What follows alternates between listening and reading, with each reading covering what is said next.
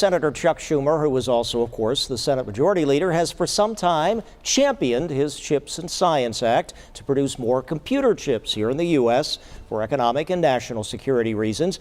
And as we have reported before, he feels it will significantly benefit upstate New York. Well, today, the U.S. Commerce Department formally announced that the now dubbed New York SMART Interstate 90 corridor tech has been granted $40 million in federal tax dollars to set up a supply chain of sorts of industry, workforce, and research, all centered around, again, that $100 billion Micron fab or fabrication plant complex to be built over the next 2 decades in Clay, New York, near Syracuse. The state of New York already kicking in over $5 billion in state tax dollars to Micron for this project for the high-tech manufacturer, again, of those silicon computer chips. The idea really to rely on a plan linking Buffalo, Rochester, and Syracuse companies and colleges to produce components for semiconductors, help train the projected 20,000 member projected workforce, and conduct research, again, to all support the Micron corporate fab facility,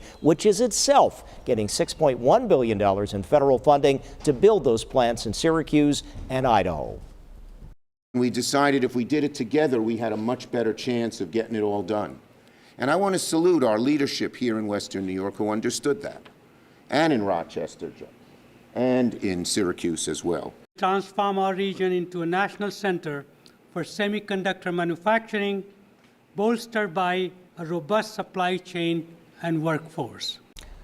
That last soundbite there, that was UB President Satish Tripathi. Schumer, the senator, expects other startup and established companies to consider an upstate New York site to be part of this overall semi-chip I-90 complex, as they're calling it.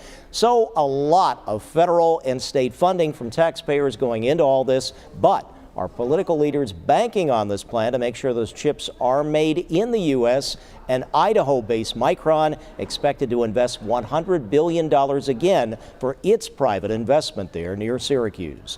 On your side, Ron Plants, Channel 2 News.